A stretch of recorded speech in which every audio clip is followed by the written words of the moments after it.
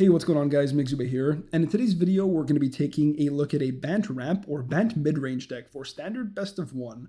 So this deck has a couple different game plans. We're trying to ramp into big threats early. Now the way we do that is we have 2 mana dorks, Tangled Florahedron and Root Cola Creeper. New card. For a sim you can get a 2 mana 2/2 and you can tap it to add 1 mana of any color, or you can tap it to add 2 mana of any color, but you can only use that mana to cast cards from your graveyard. Spells from your graveyard. And then for a Simic, you can tap it, exile the creeper, and return target card from flashback you own from exile to your hand. So, really cool card. The last part's kind of overkill. You're really just using this as a mana dork in the early game. Now, this helps ramp you, or these cards help ramp you into Chariot, ideally on 3. So Chariot comes down and is just a solid blocker in the meantime. And then on turn 4, if you hit every land and hit a mana dork, you can cast Renin 7. Renin 7 minuses makes the 4/4 Tree Folk at the time. You crew your Chariot with this 4/4 Tree Folk, it attacks, and then it creates a copy of the Tree Folk, which will also get bigger as the original one scales via the more lands you put on the field. So that's your ideal curve, and then you can follow it up with like a Storm the Festival to do the whole thing over again, or just get more value on ETB creatures. So this card is 3 green, green, green. Look at the top 5 cards of your library. You may put up to 2 permanent cards with mana value 5 or less from among them onto the battlefield, then put the rest at the bottom, and flashback for 10. So this card is really good because it helps us get our pieces. Even if we don't have the ideal curve of a mana dork on 2, this on 3, this on 4, it's completely fine because we still play a really solid mid-rangey game. All of our creatures minus the mana dorks have good ETBs. So we have Professor, when it ETBs it learns, little learn board right here, pretty standard stuff. Sciences, reduced to memory, double teachings because card draw is good, artifact hate or artifact and enchantment hate, and mascot exhibitions as more top end, but solid creature, good blocker in the early game, and good ETB off Storm the Festival. Spellbinder as good ETB and good against any mid-range or controlling matchup. Skyclave Apparition takes care of so many things, so good to hit off the Storm the Festival. Chariot and Renin 7 are obviously really good to hit off the festival as well. Other good festival hits or just early ramp hits are Felidar Retreat or Teferi. Felidar Retreat's really cool. You can make a lot of cats or make your board really, really big because we're trying to hit lands every single turn. Ren helps with that. Ren also can trigger this thing a lot in one turn, so it creates some very interesting play patterns. And a early Teferi is pretty cool as well. You can plus it to essentially ramp you 2 mana. So as long as this sticks around, you can untap a mana dork and a land, netting you 2 extra mana every turn. If not, you can just minus it to help get you more card advantage, but it is especially good in this deck due to the fact that the +1 basically generates you 2 mana. Ren, I'm not going to go over all of Ren's abilities, or I will really quickly. 0 is you can just put all your lands from your hand onto the battlefield. 1 is you look at the top 4 cards, put any number of lands into your hand, everything else goes into the yard, which is really good because you can put this in the yard and then essentially flash it back. -3 makes that Tree Folk, and -8 return all permanent cards from your graveyard to your hand. You get an emblem with no maximum hand size. So Ren is really sweet. Since we're in blue and playing blue for mostly the Creeper but partially Teferi, we might as well run a couple All-Runs Epiphanies as a sort of ultimate top end. We are a mid-range deck, so we can be pretty aggressive, as you'll see in some of the games. And All-Run's Epiphany really helps you close out games with like Chariot, Renin 7, and even our like flyers. All-Run's Epiphany is really, really good. We also have Portable Hole. Not the craziest hit off Storm the Festival, but it says permanent, so we can just put the hole onto the battlefield as a removal spell. It also helps us stay alive in the early game against hyper-aggressive decks. And can remove classes, which is fairly relevant. The mana is honestly really good. I thought it'd be worse. It's pretty solid. You do have to prioritize double green, and then probably double white, followed by triple green, maybe double blue. But the new lands really help with that, providing white and blue and white and green. And aside from that, we just have all the pathways. 1 plains, 1 forest. Sorry, 1 plains, 1 forest. Let's not get that out of order. And 1 Hall of Storm Giants. The reason we need basics, or the 2 reasons we need basics. 1, to have an environmental sciences. If you want, you can try to fit another or an island into the deck, but I think having 1 mana land is really good, and I don't really want to reduce the amount of actual duels we have, or pseudo duels, cards that can tap for either color. But I do think you do want to run environmental sciences, so I think this is fine. Also, Field of Ruin is a very relevant card right now. A lot of people are playing Field of Ruin, and I'm not trying to have all my lands blown up. it's a possibility. Azorius Control does this sometimes. So, I mean, at least for your first 2 lands that get blown up, you'll be able to replace them. We are a 3-color deck and we want our mana to be good, so you can't run too many basics. Also, Tangled Florahedron acts as kind of a tapped forest, which is not great, but also good because it's a mana dork. Anyways, guys, that's the deck. It's really sweet and it's very powerful. And if you like it, drop a like on the video. It will be in the description down below as always. Also, consider subscribing. It motivates me to make more content. So that's going to be it for me, guys. Let's get into some games. Okay, not a bad hand. We have tap land on 1, ramp on 2 if we want it. If not, Professor on 2. Pretty sweet. Ideally, we hit a 4-drop. That's actually not terrible either. Let's get the beach down tapped. I think, as opposed to the farmland. Yeah, because we want this on green, and then we want this on, well, untapped. Okay. Elderfang Disciple's completely fine. We can discard an extra creeper. We don't really need another mana dork. 1 should suffice. I think we just play it out. It blocks both of these things profitably, whereas Professor doesn't, and can eventually get us to better things in the future, like better learn cards. So let's play our creeper on 2. We can play this on 3 if we want, along with the creeper ramp to play hold if we want to remove this. Actually, no, we can't do that because this thing has Ward 1. This card is so good in the deck. Alright, Aspirant here, we can remove that. I think we're going to go for the play pattern of Spellbinder plus Portable Hole. I don't hate that. We'll get you down. See what you're cooking with. It's a lot of stuff. I don't really care too much about this Disciple. We can make this cost 5 mana, or we can make this cost 7 mana. I can always just remove the Valkyrie. It does attack profitably for now, and this is still far away. I can make it even further away, but if they go land, I'm not going to love that very much. I think I take the Valkyrie, but I also kind of want to take this. It's a tough call. I have Skyclave Apparitions for this Valkyrie, but it's the more immediate threat.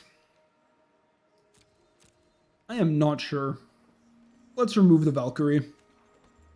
I kind of like taxing that. And then we just cast Portable Hole on the Aspirant. Okay. Lots of land. We're on 4 mana. We can draw like Ren. We can draw Storm the Festival. Would be pretty good. Professor can find us maybe Teachings. We'll see what they decide to cast. If they cast the Disciple, we're ditching land. We do want triple green, so I'm probably just going to discard this. We each have to sack a creature. I think I'm good to get rid of my mana dork.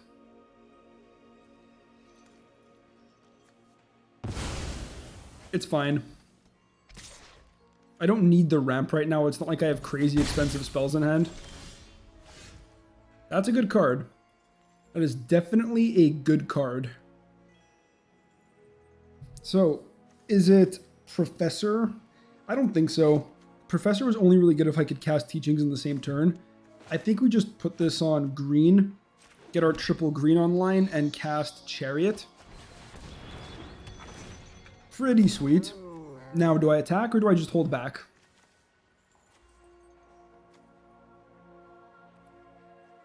I think I can get in there. We are a mid-range deck after all. We have creatures. I am very used to Bant being a control color combination. Okay, so they can cast this, but that's literally it. And we can pitch a land.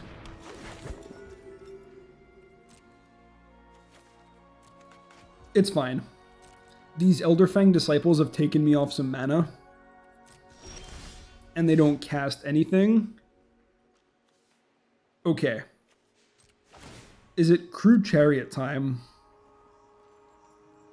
We do get a double block and another cat token. I think that's worth it.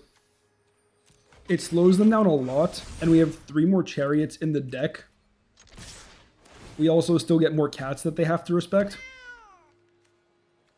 This can get flashed back, but it's fine. Or not flashed back, but you guys know what I'm saying. The equivalent of flashback, disturb.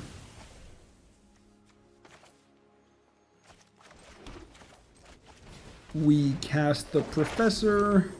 Professor can grab Teachings. Teachings can draw us 2 cards. Okay. Not bad. We do need another blue source for Epiphany. So that's a slight issue, but we have a lot of blue sources in the deck. I mean, these count as blue sources, but that's it for the opponent. We do have a pretty respectable board, and who knows if they drew land 5, which we know that they only have 2 more 5-drops. Very glad I taxed this Angel in the end. That was a key play. See, we don't even need to ramp crazy hard. Like, we can just kind of play a mid-rangey game of good value creatures and kind of get there, which is pretty sweet. All right, ramp to a turn 3 Asika's Chariot. Good mana. Turn 4 Ren and 7. Really, really sweet. We just have to put these on the correct colors. I'm going to start with this on green because we know we need double green, at least at some point. Good with blue. We still don't know what we're up against, but being on the play with a turn 3 Asika's Chariot is probably just GG. Not against an Outland Liberator, though. But you know what? If they're spending their turn and their mana sacrificing the Liberator, I honestly think I'm happy. I'm going to play the Chariot. They would have to remove their creature and tax themselves 1 mana, and I still have the cats. And then next turn I can slam Ren. My alternative was just play another creeper, which isn't crazy. I like this plan. Yeah, I mean, if they have another 2-drop as well as removing this, it's not terrible.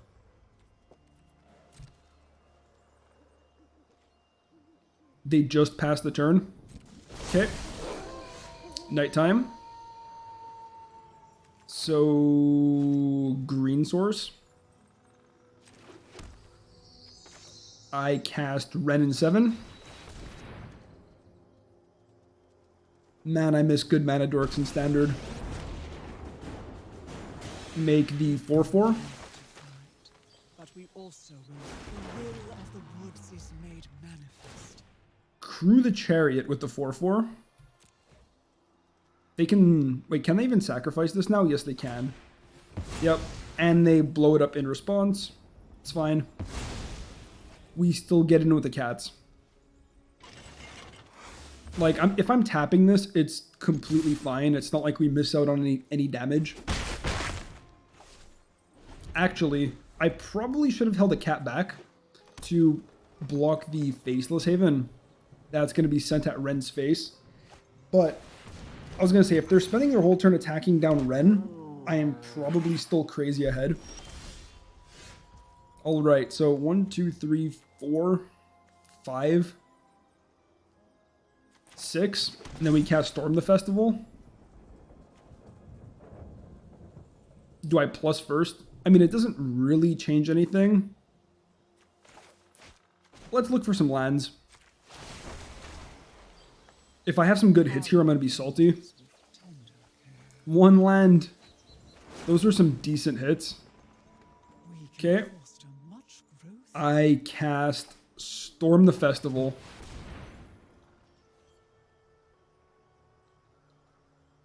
What do we got? Other Ren, Asika's Chariot. That's not terrible. So yeah, I'm glad I plussed this first. That was definitely correct. So we go here and here. And I wish to keep this one.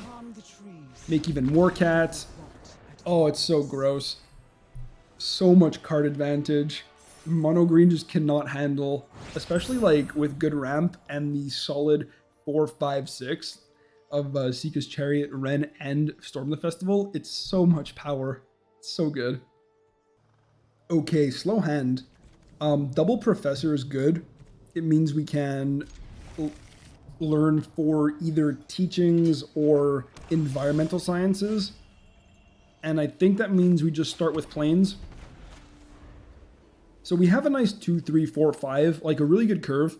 We don't have any ramp, which is annoying. But we do have some semblance of mana fixing. Okay, land draw is good. Let's get this down on green. 1, 2, 3, 4, 5, 6. 1, 2, 3, 4, 5. I don't think I can grab teachings. I think I have to grab environmental sciences. Because I was on the draw. It's okay though.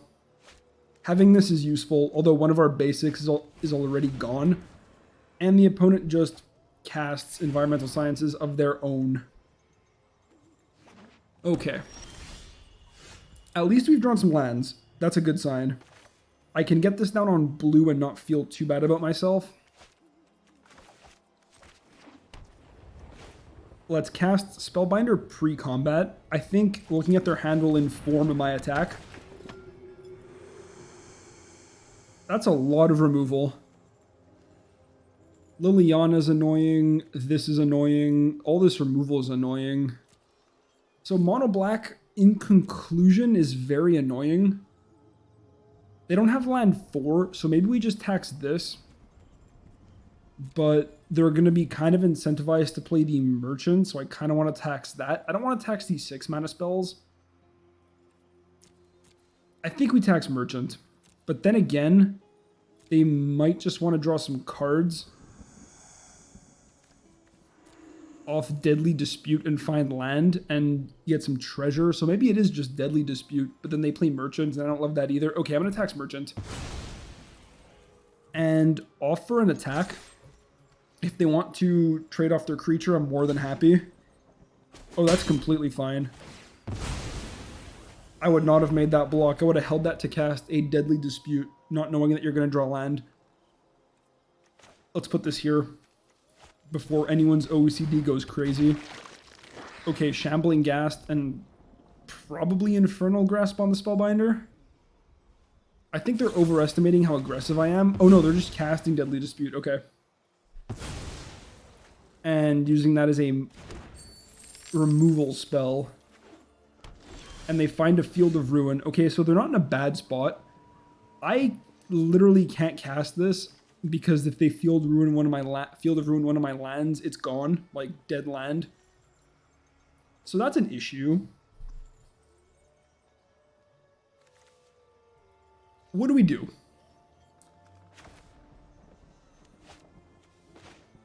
I'm thinking we can Professor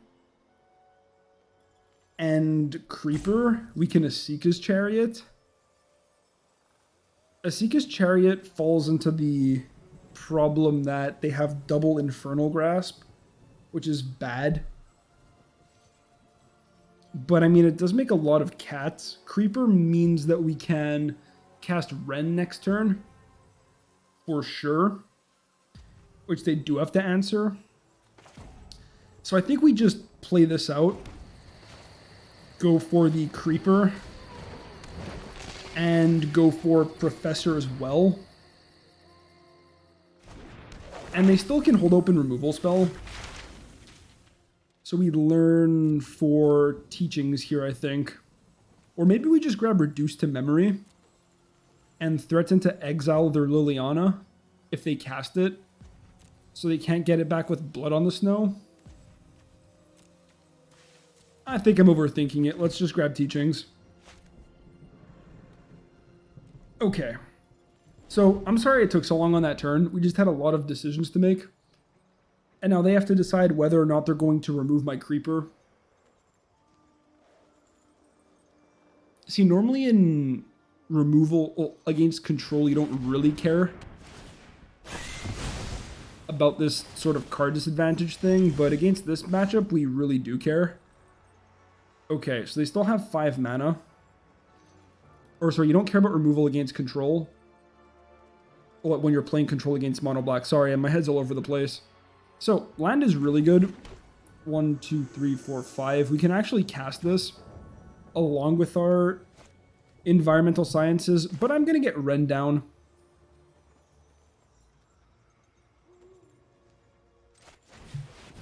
Ren can provide us with land for a long time. Even though the tree folk gets answered by an infernal grasp, I think it's worth getting the planeswalker down. They find tap land in Hive.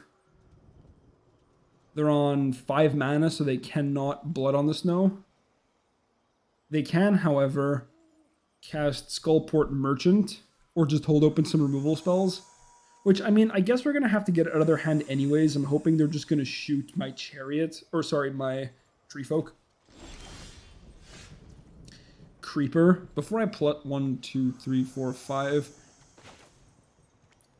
If I cast this now, then they can Infernal Grasp in response. So I think we just go to combat. Like, not plus Ren just yet, because I want to get my teachings cast.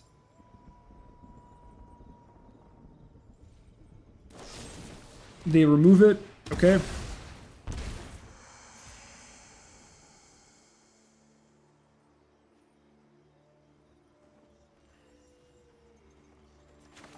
So we cast Creeper.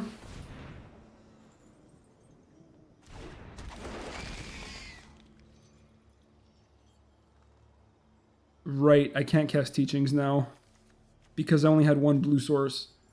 Yeah, that's an issue. I guess I'm plussing Ren. We will help you find safe ground. No actual land, or no blue source for Teachings. But we do have this in the yard, which is good. And we can still cast the Seeker's Chariot. So I think all in all, pretty successful turn. It kind of went everywhere, but it's okay.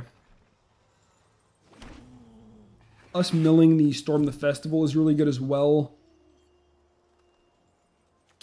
Costing 10 mana. This provides 2 of it. 1, 2, 3, 4, 5, 6, 7, 8. We cannot actually cast it next turn. Sadly. Yeah. But it's okay. As long as the creeper lives in 2 turns, we'll be able to get it down. I milled a Spellbinder and another Ren. Oh, my guy's trying to remove this. Okay, I see you. My guy does not want me to flashback Storm the Festival. Spending your whole turn on that? That's fine. I mean, they committed, so now they have to remove it.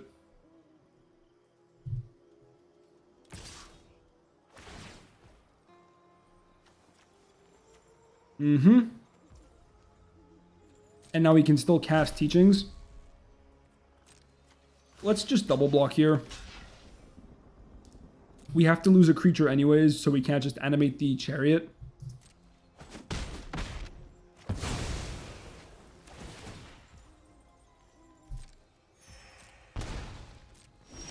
Okay, Alrund's Epiphany, that's what I'm talking about. So, do we make a Tree Folk? Or do we look for some land? I'm down to do both, honestly. I'm going to need... Okay, I can cast Epiphany, and I think I do that for sure.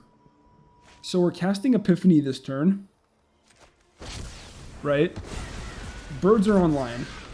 Now, are we crewing the Chariot with what we have here and plussing Ren to find land? Or are we making another Tree Folk?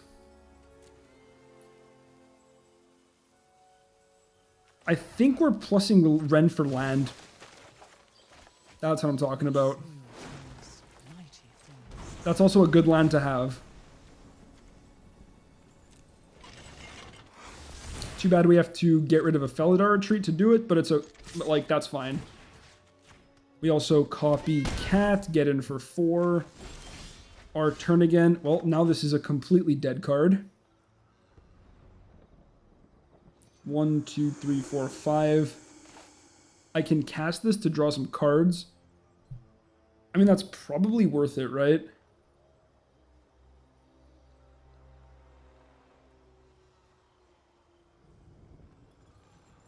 Or actually, can I get to my opponent having 4 more cards than me? I can actually... No, I can't. Unless I want to just get rid of this completely. I think casting this is fine. Yeah, so let's cast Teachings. Draw some cards. Yo, I'm this close to zeroing my Ren. But no. We make a Tree Folk here. From root to canopy, the trees are mighty. Crew the Chariot. Get in with everybody. Copy the Tree Folk. Essentially force them to have land.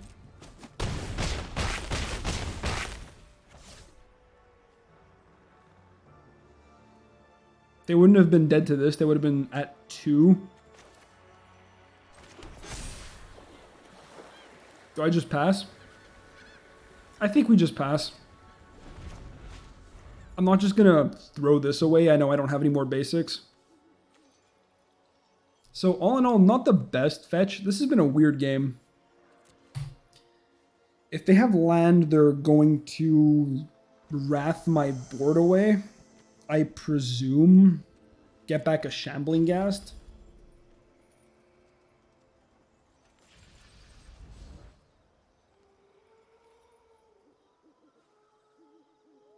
You know what? How much mana do I have? I might be able to animate Hull and have a Crew Chariot both at the same time. We could use more top end.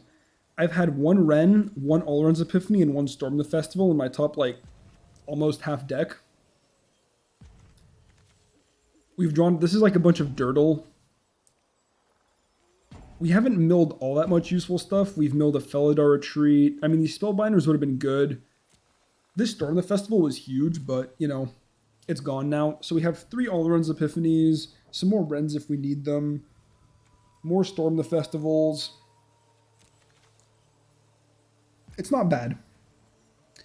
This roping leads me to believe that they don't actually have land 6 or land 5 to, you know, accumulate it out to 6 mana.